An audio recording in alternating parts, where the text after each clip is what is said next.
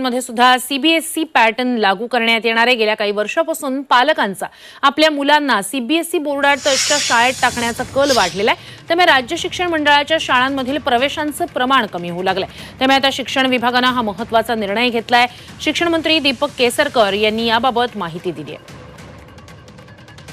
पुढच्या वर्षीपासून राज्यातील शाळांमध्ये सुद्धा आता सीबीएसई पॅटर्न असणार आहे। म्हणजे थोडक्यात राज्य शिक्षण मंडळाचा जो पॅटर्न होता, जी शिक्षण पद्धती होती, त्या शाळांमध्ये शिक्षणासाठी प्रवेश घेण्याचं प्रमाण कमी झालेलं होतं। सीबीएसई पॅटर्नला मागणी वाढलेली होती आणि त्यामुळेच शिक्षण मंत्री दीपक केसरकर यांनी सरकारने घेतलेल्या एका महत्त्वपूर्ण निर्णयाबाबतची माहिती दिली आहे। पुढच्या वर्षीपासून सीबीएसईचा अभ्यासक्रम आता राज्यातल्या शाळांमध्ये शिकवला जाणार आहे।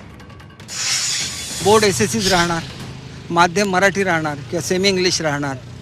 सीबीएसईचा अभ्यासक्रम याच्यामध्ये ज्या परीक्षा होतात, कॉम्पिटिटिव्ह एक्झाम्स, त्याला